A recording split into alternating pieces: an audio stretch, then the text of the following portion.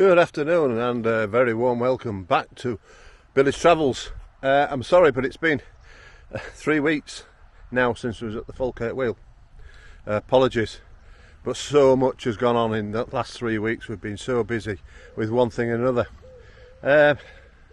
Between you and me, we're not quite in the same boat, but we're out far away.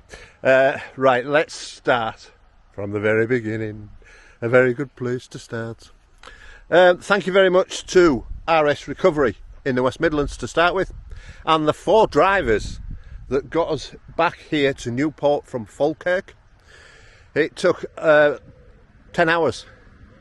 It all went quite smoothly apart from one wait of an hour. Each recovery was waiting for us. The first guy took us 50 miles, Bob, from just over the water, I think, in Scotland. He took us down to a place called Ablington, yep. Dropped us there. Then a nice guy from the now then, where was he? Where did they get married? It escapes me. On the border, in Gretna, pardon me. Burton Fleming, is it?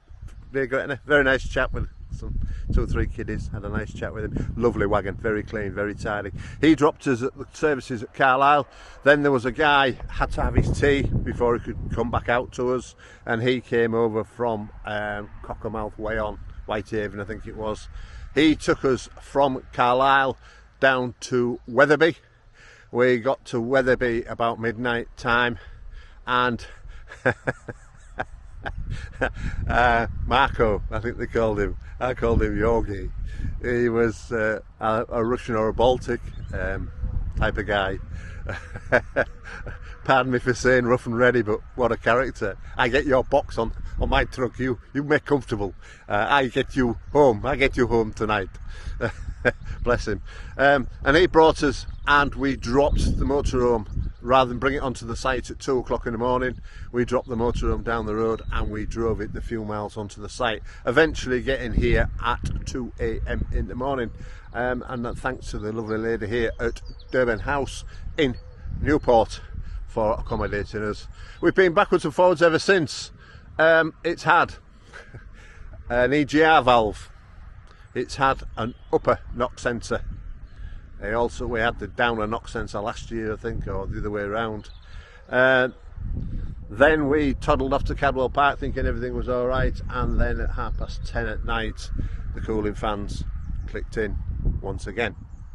I pulled the fuses. Then, of course, the engine management light came on and it went into limp mode. So then we had to come back across to Jordan's in Hull, who've been very good about all this, but Luke has worked tirelessly on this. It really was getting to him, and he put me a new fuse board in last week, and he said, I think we've got it. Consequently, 7 o'clock this morning, I heard a buzz and the fan started again in the pouring rain this time. So I'm wondering if it's something to do with rain. I don't know. That's where we are at the moment. We are back here again at Newport. I keep calling it California. It's like the Hotel California. You can check out but you can never leave. The good lady has been very good, honest she has.